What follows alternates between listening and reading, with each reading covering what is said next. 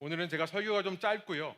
대신에 설교 후에 조금 좀 기도하는 시간을 좀 가질까 합니다. 설교 짧다고 하니까 안 믿는 것 같은데. 현대 기독교 신앙에 널리 퍼진 사이비가 있습니다. 좀 무거운 얘기지만 꼭 말씀드리고 싶어요. Counterfeit, Counterfeit version of Christianity. 사이비, 현대 기독교에 널리 퍼진 사이비 중에 하나는요, 바로 율법주의입니다. 리걸리즘. 사이비라는 말은요, 사이비, 같지만 아니다라는 말이죠. 비슷하지만 똑같지 않은 겁니다. Similar but not the same 이라는 말이에요. 어떤 사이비가 있는가? 이런 사이비가 있어요. 하나님 믿으면 일요일에 교회 와야 된다. 하나님 믿는 사람은 술이나 담배, 마약 같은 거 하면 안 된다. 더 나아가서 교회 봉사를 해야 믿음이 좋은 거다. 라고 생각하는 겁니다. 이런 식의 무엇을 해야 한다 혹은 무엇을 하지 말아야 한다라는 말들이 율법주의입니다.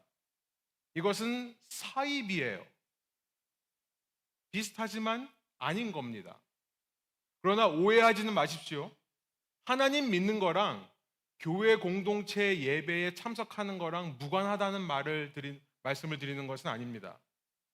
이렇게 오해하는 사람들이 참 많은 시대이죠. 하나님을 잘 믿는 사람은 교회 공동체 예배에 나가게 되어 있습니다. 나가야 한다가 아니라 나가게 되어 있어요. 하나님을 잘 믿으면 자연스럽게 술, 담배와 멀어집니다. 자연스럽게 마약을 끊을 수 있게 됩니다. 물론 도움이 필요하겠지만요. 의학적인 도움이 필요하겠지만 예수님의 나를 향한 그 사랑을 깨달으면 나도 그 주님을 위해 뭔가 하고 싶어지는 게 당연합니다. 그래서 예수님의 몸된 교회를 위해서 뭔가 섬기고자 하는 마음이 들게 되어 있습니다. 그러나 이것을 해야 한다라고 말하는 순간 사입이라는 거예요. 마치 이런 것과 같습니다. 그림을 보여주시면 하얀 말에 검은 줄을 그려놓는다고 해서 말이 홀스가 얼룩말, 지브라가 되지 않는 것과 마찬가지 이치입니다. 여러분, 말과 얼룩말은 완전히 다른 종인 거 아시죠? 스피시즈가 완전히 다릅니다. 비슷하게 생겼지만 다른 종이에요. 염색 숫자를 찾아보니까 말은 64개가 있는데 지브라는 46개가 있어요. 제가 말씀드리는 게 또 이렇게 말씀드리면 그러니까 나는 어차피 안 변해. 이렇게 말씀하시면 안 돼요. 변화가 불가능하다는 의미로 말씀드리는 게 아니라 무늬만 바꾼다고 되는 게 아니라는 말씀을 드리는 겁니다. 예수님을 잘 믿으면 내 삶에 나타나는 행동과 변화들이 있습니다. 그런데 그것은 내면의 변화로부터 시작되는 거예요. 그 내면의 변화가 즉각적으로 나타나는 경우도 있습니다만, 그래서 사람이 하루아침에 달라지는 경우도 있습니다만, 많은 경우 우리 마음의 내면의 변화는요, 우리 몸의 변화와 같이 천천히 나타납니다. 제가 이 다리가 불편한데요. 이게 좀 낫는 과정이 저도 좀 빨리 낫으면 좋겠어요. 언제 낫지 하는데 제가 그렇게 조급해하면 여러분 저에게 뭐라고 그러시겠어요? 시간이 걸려요 그러시겠죠? 목사님 좀만 참고 기다려보세요. 시간이 지나면 괜찮아질 겁니다. 말씀하시는 것처럼 우리의 마음도 그렇다는 거예요. 물론 율법적인 사고는 필요합니다. 그러니까 내가 안 되는 거 해보려고 하는 것은 중요해요. 노력하는 것은 중요합니다. 그러나 율법주의는 경계해야 됩니다. 율법주의란 뭐냐면 그런 과정을 다 무시하고 그냥 하얀 말에 검은 줄로 페인트하는 거예요. 이래야 한다, 저거 하지 말아야 된다는 식으로 덮어 씌우는 겁니다. 사입이에요. 비슷하지만 다른 겁니다. 이러한 율법주의적인 생각에 사로잡혀서 하나님 믿는 사람들이 너무나 많은 시대라는 생각이 듭니다. 교회에서 그렇게 가르치고 교회에서 그렇게 배우는 거예요. 우리 성도들 간에 은근히 그런 메시지들을 두고 받는 겁니다.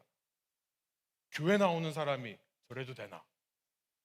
여러분, 근데 내면의 변화가 중요한데요. 이 내면의 변화에 신경 쓰지 않고 오직 겉으로 드러나는 행동 변화와 성과, 퍼포먼스만 바라보게 됩니다. 그러다 보니 어떻게 되죠? 어느 순간에 교회가 완벽한 사람들의 모임이 되어버려요. 진짜 속에서 완벽한 게 아니라 완벽한 페인트 칠을 한 사람들의 모습, 모임으로 변해버리는 겁니다. 만일 이 가운데서, 교회 공동체 가운데서 나의 죄가 드러나면 큰일 나는 것처럼 생각하게 되는 거예요. 내 안에 있는 미성숙함과 부족함이 드러나면 결코 안 되는 공동체가 되어버린 겁니다. 그러니 서로 수용하지를 않습니다. 수용할 수가 없어요. 말은 수용이라고 하지만 당신이 내가 원하는 결과를 보여야지만 내가 받아주겠다는 식으로 바뀔 수밖에 없어요. 그러니 서로 수용이 아닌 포장하기에 바쁘지는 겁니다. 교회가요. 저는 목회자로서 이런 현대의 교회의 문화와 분위기가 너무나 걱정스럽습니다. 왜냐하면 이거는 참된 교회의 모습이 아니기 때문에 그래요. 우리가 성경에서 발견하는 참된 교회의 모습이 아니라 이건 사입이기 때문에 그렇습니다. 비슷하지만 참된 공동체가 아니기 때문에 그래요. 교회 안에 이런 사이비적인 분위기와 사이비적인 크리스천 문화와 사이비 신학이 자리 잡으면 그 공동체 안에서 가장 먼저 사라지는 것이 회개라는 단어예요. 회개라는 단어입니다. 사람들은 더 이상 회개하지 않고요. 회개하는 사람을 참아주지 않습니다. 수용해주지 않습니다. 회개한다는 것은 내 잘못이 먼저 드러나는 것을 전제로 하지 않습니까? 회개란 우리의 죄를 전제로 하는 겁니다. 그런데 율법주의가 주장하고 있는 공동체에서는 죄가 드러나면 안 돼요.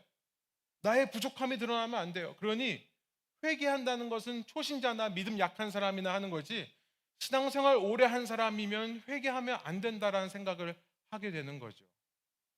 신앙의 연수가 쌓이고 쌓일수록 회개하지를 않는 겁니다.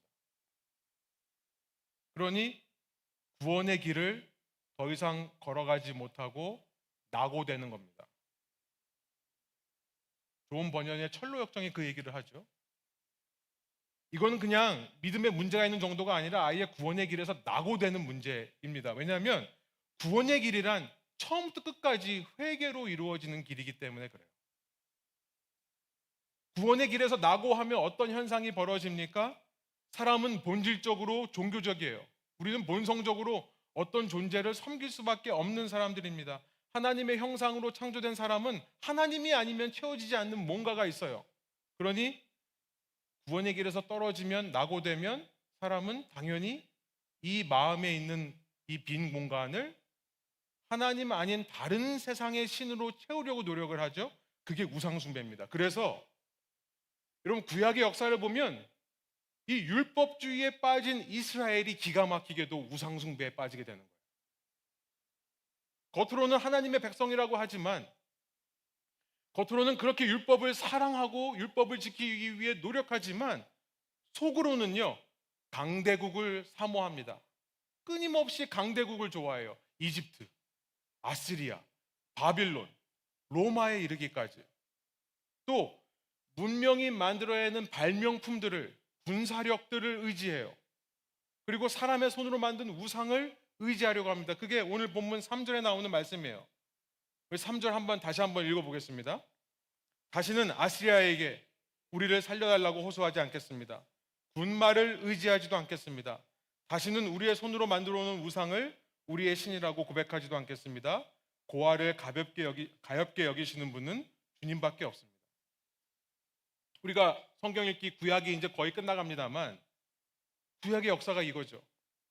하나님을 사랑하고 하나님의 법을 목숨처럼 지킨다는 그 하나님의 백성이 내면의 변화를 일으키기는커녕 이 과정을 다 무시하고 율법주의만을 강조한 결과 우상숭배가 끊이지 않고 그들의 삶을 따라다니는 겁니다. 내 속에 문제가 없다라고 생각하면요, 사람은 그 다음부터는 겉을 꾸미기에 정신이 없어요. 이제는 겉을 꾸미고 화려하게 치장해 줄 수 있는 세상 신들을 따라가게 되는 겁니다. 그러나 하나님은요, 이 호세아의 메시지가 무엇입니까? 이런 이스라엘을 참고 기다리신다는 거예요. 이게 호세아가 자신의 삶으로 외친 하나님의 말씀, 메시지가 아닙니까?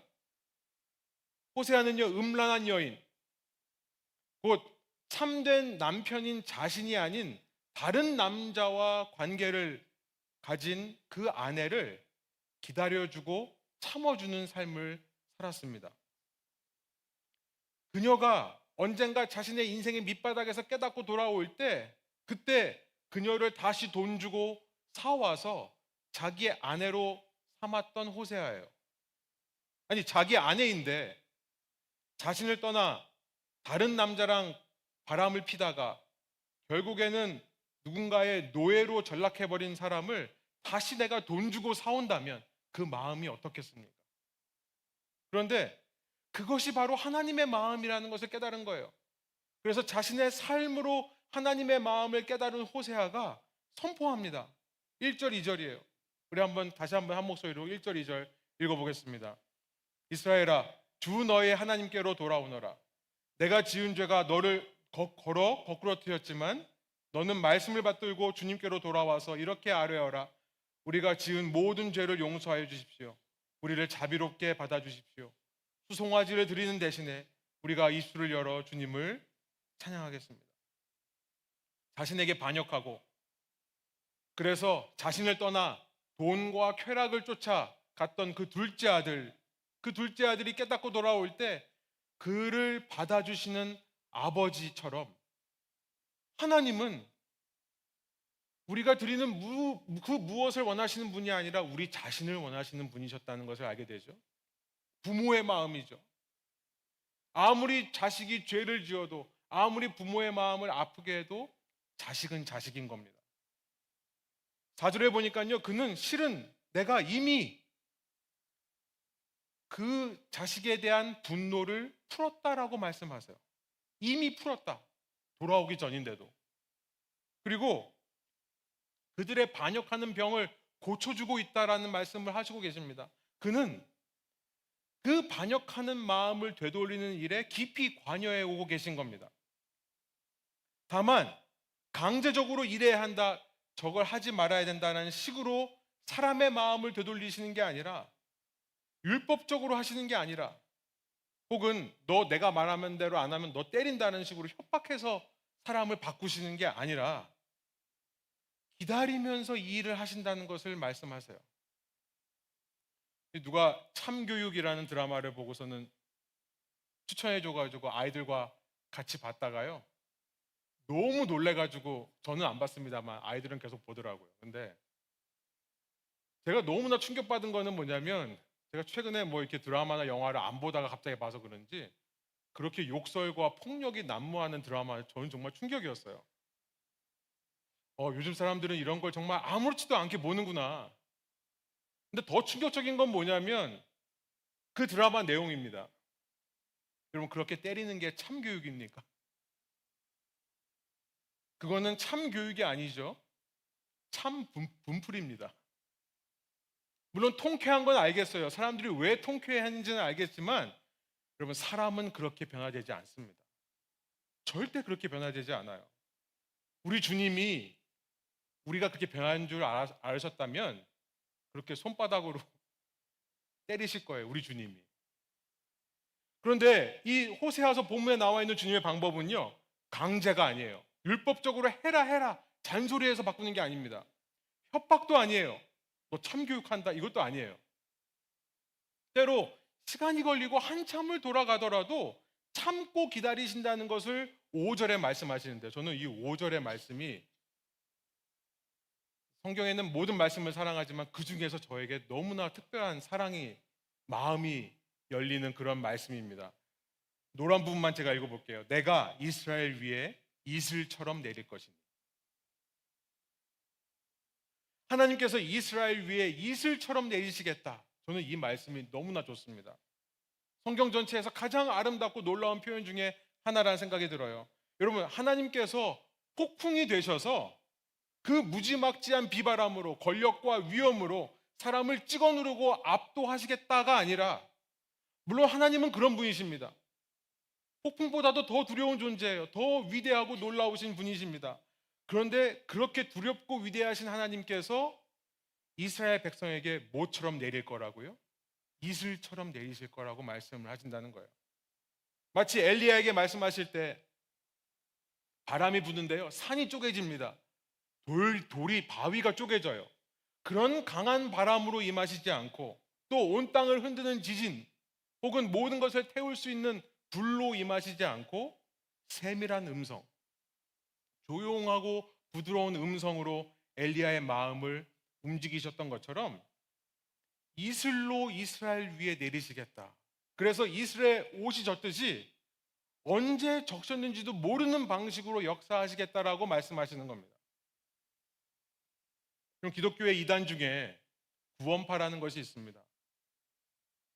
몇 날 몇 시에 구원을 어디서 어떻게 받았는지 정확히 알고 있어야지만 구원받은 거다라고 말하는 이단이에요. 이런 사람들은요, 하나님을 무슨 태풍으로만 이해하시는 분들입니다. 그것도 그냥 태풍이 아니라 캐러고리 5 정도 되는 태풍으로 이렇게 기억하는 분들이 그런 생각을 하는 거죠. 여러분, 이런 캐러고리 5 정도 되는 태풍은요, 이 기록을 찾아보면 몇 날 몇 시에 어디에 임했는지 정확하게 기록되어 있습니다. 2026년은 이제 막 이 태풍 시즌이 시작되었으니까 아직은 없는데요. 작년 캐러고리 5 태풍이었던 에린이라고 하는 태풍의 기록을 찾아보니까 8월 11일 날, 이번에 월드컵으로 유명해진 나라죠, 케이프 버데라고 하는 서아프리카의 작은 섬 옆에서부터 시작돼서요, 이게 미국 본토까지 위협을 주었던 캐러고리 5 폭풍입니다. 하나님은 그렇게 역사하시는 분이 아니라는 거예요. 그는 우리의 마음을 이슬처럼 적셔주십니다. 그래서 몇 날 몇 시에 내 마음이 이렇게 바뀌었는지 모르게 역사하시는 분이라는 거예요.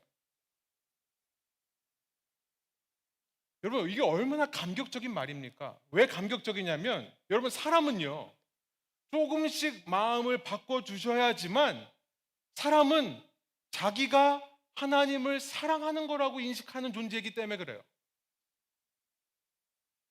여러분, 사랑이라는 것은 강압으로 되는 것이 아닙니다. 그렇죠? 사랑은 율법으로 되는 게 아니에요. 사랑해야지, 해야지, 왜 못하냐? 따져서 되는 게 아니에요. 억지로, 강요로 할 수 없는 것이 사랑입니다. 그것을 아시기에 주님은 우리 내면에 이슬비처럼 역사하시는 거예요. 그래서 우리가 내가 하나님을 사랑한다라고 고백할 수 있는 존재로 세우시기 위해. 그래서 5절, 6절입니다. 이렇게 이스라엘 위에 이슬처럼 내리니 그 결과 어떤 결과가 이어집니까? 우리 한번 한 목소리로 5절, 6절 읽겠습니다. 이스라엘이 나리꽃처럼 피고 레바논의 백향목처럼 뿌리를 내릴 것이다. 6절, 그 나무에서 가지들이 새로 뻗고 올리브 나무처럼 아름다워지고 레바논의 백향목처럼 향기롭게 될 것이다.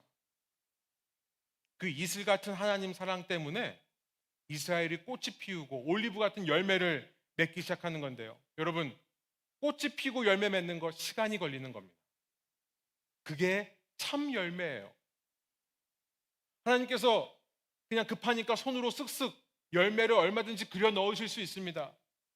그러나 여러분, 그런 열매는요, 그 나무로 하여금 5절에 보면 뿌리가 깊어지게 하지 않아요. 쓱쓱 그려놓은 열매로는 나무의 뿌리가 깊어지지 않습니다. 여러분, 나무가 그 열매를 맺기 위해 얼마나 고생하며 뿌리를 밑으로 더 양분을 얻기 위해 내립니까? 하나님은 쓱쓱 그려놓는 열매가 아니라 이렇게 시간이 걸려도 맺혀가는 열매를 원하세요. 왜냐하면 그런 열매만이 진짜 향기가 나기 때문에 그래요. 6절에 말씀하시는 거죠. 손으로 그려놓은 열매는요, 향기 나지 않습니다. 이게 바로 나의 인생이라는 거예요. 하나님께서 우리의 삶을 위해 이런 일들을 계획하고 계신다는 사실. 그런데 저는 한 주간 동안 고민이 있었어요. 그런데 왜 우리는 그런 하나님에게로 돌아가는 것이 이렇게 어색할까? 왜 우리는 내 인생을 그런 주님 앞에 맡겨드리는 것, 그래서 회개하고 돌이키는 것이 왜 이렇게 힘들까? 사실은 제 자신을 돌아보면서 드는 생각이었습니다. 신앙의 연수가 쌓이면 쌓일수록 목사라는 타이틀을 받고 나서 오히려 더 회개하지 못하는 것은 아닌가, 이런 생각이 들었어요. 어쩌면 우리가 하루하루 이 나이가 들면서 자연스럽게 되돌아가지 못하는 성향이 생기나 보다. 우리 어린아이들은 회개를 잘합니다. 잘못했다는 말을 금방금방 해요. 근데 하루하루 나이가 들면서 우리는 어떤 이별을 경험합니다. 그 이별이란 뭐냐면 다시 돌아올 수 없는 내 생명과 이별하는 것을 우리는 매일매일 경험하게 되죠. 마치 한 번 흘러간 물이 다시는 오지 못하는 것처럼요. 나이가 들면서 용서하고 사과하는 게 힘들어지는 것은 그냥 우리 생각에 과거로 흘러가 버린 일이라고 생각하기 때문에 그래요.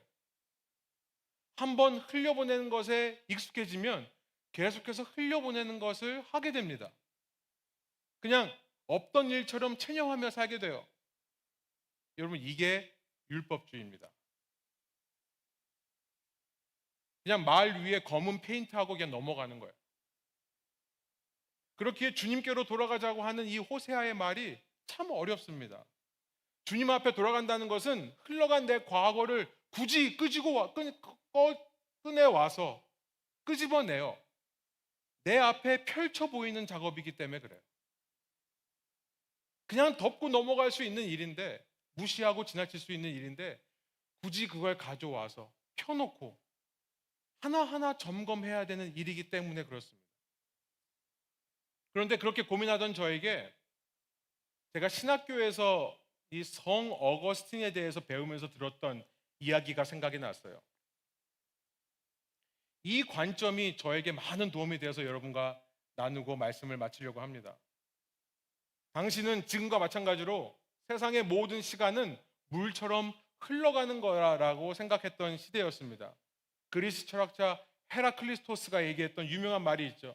사람은 강물에 한번 발을 담그고 다시는 그 똑같은 물에 발을 담글 수 없다. 인생은 하루하루 흘러가면 그냥 잊어버리는 거고 없어지는 시간이라고 생각하고 있습니다. 이것이 그리스 철학이었고 그리스 철학의 토대를 쌓아온 이 현대 세계예요. 그러니 그렇게 흘러가 버린 시간을 굳이 가서 찾아와서 다시 들여다볼 필요가 없는 거죠. 그러나 어거스틴은요, 우리의 삶이 그렇게 물 하류로 내려가는 것이 아니라 우리는 그 물 앞에서 이 하류로 흘러가는 건 문제가 뭡니까? 나는 그냥 그대로 있고 물만 흘러가는 거예요. 그런데 어거스틴은 무슨 생각을 했냐면 똑같은 강을 바라보면서 아니, 우리는 그 강은 그대로 있지만 하루하루 우리가 상류로 거슬러 올라가는 거구나 라는 생각을 했었어요. 하루하루 그 물의 근원지를 향해 가는 거죠. 여러분, 나의 삶이란 하루하루 없어지는 게 아니라요, 하루하루 나의 근원을 향해 가는 것입니다. 마치 연어와 같이 나라는 존재가 처음 시작된 그 근원, 곧 하나님께로 하루하루 되돌아가는 회귀의 과정으로 인생을 보내십니다. 여러분, 너무나 귀한 통찰이 아닙니다. 하루하루 나의 근원으로 회귀해 가는 과정, 그렇게 하루하루 되돌아가서 마지막에 그 근원이신 하나님과 마주하게 되는 것이 내 인생이고요. 그 전까지 하루하루 내 삶의 회개가 이루어져서 하나님의 나라가 내 삶에 하나씩 조금씩 완성이 되어 마침내 그 마지막 날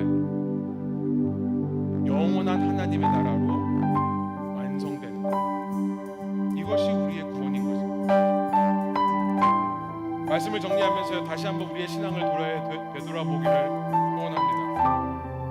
혹시 믿음 생활하면서 겉으로만 꾸미고 치장하는 부분이 있지 않습니까?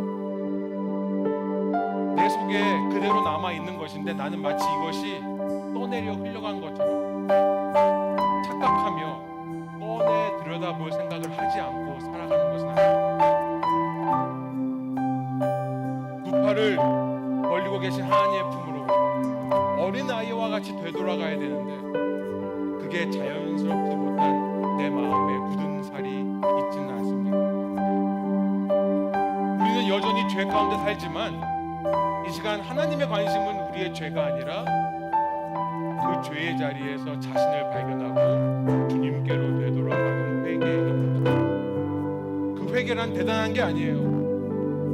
큰 바람과 지진과 불처럼 대성통곡하고 하루아침에 사람이 바뀌는 그런 것만이 회개가 아니라 부드럽고 조용한 주님의 음성을 날마다 듣는 것입니다.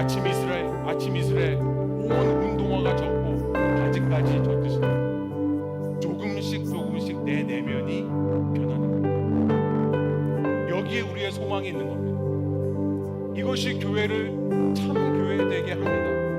모든 가식과 위선이 사라지게 합니다. 페인트 칠을 해서 변화를 꾸며내는 게 아니라 실제로 내면으로부터 변화가 시작됩니다. 오직 그것만이 뿌리를 깊이 내리는 일이고 오직 그것만이 내 인생에 참된 주님을 닮은 향기가 진동하게 되는 결과인 것입니다. 주 내 하나님께 돌아오라. 주 내 하나님께 돌아오라. 오늘 우리가요 새로운 찬양을 한 곡 들을 건데요. 여러분 이 찬양을 듣는 중에 이미 나를 용서하셨고 이미 나를 두 팔 벌려 기다리시는 하나님, 나의 마음속에 이 반역하는 병을 조금씩 이슬처럼 적셔주며 바꿔주시면서 나로 하여금 열매 맺도록, 나로 하여금 뿌리 내리며 향기 나도록 돕고 계신 나의 근원이신 주님께로 내 마음이 한 번 더 돌아가게 되는 시간이 되기를 원합니다.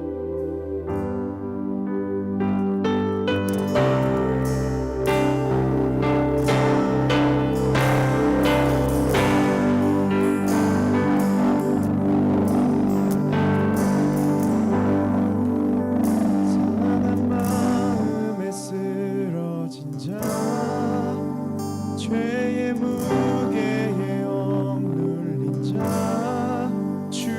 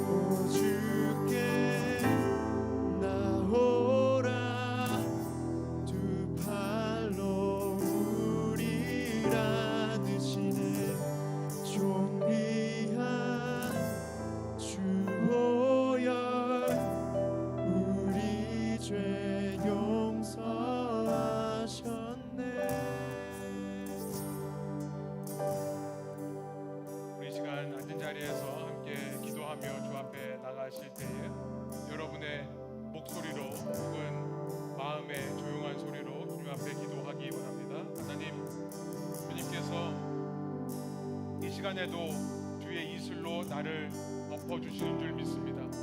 오늘 한 번 예배, 그냥 내 인생에서 흘러 지나가는 예배가 아니라 이 한 번 예배가 쌓이고 쌓여서 내가 주님이 원하는 아름다운 열매의 모습으로 성숙해가고 성장해가는 것임을 믿사오니 주님, 이 시간 다시 한번 제 마음을 주님 앞에 드립니다. 다시 한번 주님의 도우심을 구합니다. 믿음 없는 저를 불쌍히 여겨주시고 주의 성령으로 함께하여 주시며 나의 마음을 변화시켜 주옵소서. 주님, 정말로 주님을 사랑하는 자 되길 원하고 주님을 예배하는 자 되길 원하고 나의 삶이 주님 앞에 기쁨과 주위 사람들에게 찬송이 되기를 원합니다. 주님, 내 속에 변화를 일으키시고 주님께서 역사하실 줄 믿사오니 나의 마음을 바꿔주시고 나의 삶이 주님 앞에 아름다운 나무로 열매 맺는 향기로운 나무로 성장해가게 하여 주옵소서. 우리 그런 마음으로 함께 주님을 찾으며 주님을 구하며 함께 동성으로 구하며 기도하며 나가겠습니다. 함께 기도하시겠습니다.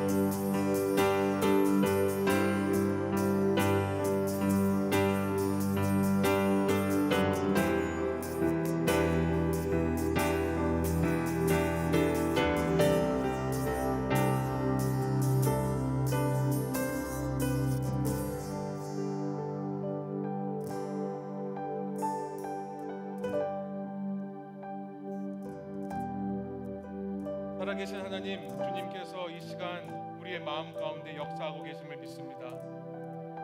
성령 하나님께서 저의 마음과 생각을 붙잡아 주시는 줄로 믿습니다.